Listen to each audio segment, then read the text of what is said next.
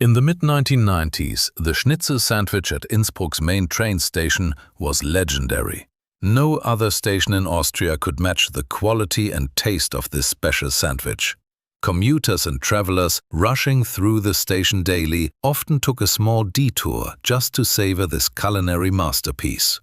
The crispy breading, tender meat, and fresh roll were a harmonious combination unmatched by any other. Everyone who tasted it swore it was the best schnitzel sandwich available at any Austrian train station. But behind this shining facade of popularity lay a story of transience and sacrifice. In the glass display case of the snack kiosk at Innsbruck's main train station, a freshly prepared schnitzel sandwich lay waiting for my taker.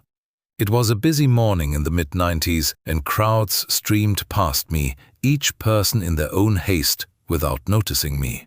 Yet I knew my time would come, for I was considered the best schnitzel sandwich of all Austrian train stations, an accolade that offered little solace in my short existence.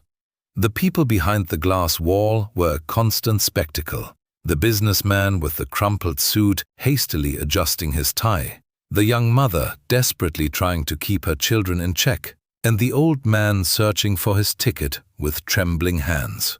They all passed by me, casting fleeting glances at the displays, then choosing something else or moving on without risking a second look. My thoughts constantly revolved around the futility of my existence. I, the best schnitzel sandwich, lay here, watching the hustle and bustle, hearing the hum of station announcements, the crunch of shoes on the floor, the dull rumble of trains arriving and departing. My existence focused on one moment, the instant when someone would open the glass case and take me out. That grey afternoon, I noticed a man who stood out from the crowd. He stood there, in front of the kiosk, indecisive, lost in thought. His gaze wandered over the various foods until it rested on me. For a brief moment, I felt a wave of hope. Would it be him who would end my existence? His hand lifted, hesitantly, opened the display case and reached for me. I was taken out, the cold air of the station brushed against me, and I felt a strange mix of fear and relief. He sat down on one of the hard benches, unwrapped me, and took the first bite. I felt his teeth sink into me, my crispy exterior giving way, and as I disappeared piece by piece, my existence dissolved into a sea of flavor and texture.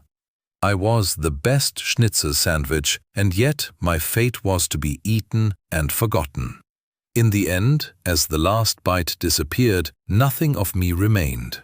The man stood up, wiped his hands on a napkin, and went on his way without a second thought. My brief life as a schnitzel sandwich was over, my existence extinguished in a moment of consumption.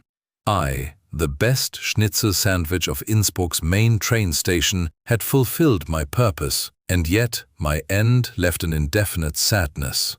Had my existence really been significant if it ended so quickly and without a trace? The emptiness I left behind was not just an emptiness in the display case, but a void in the hearts of those who rushed past me without noticing.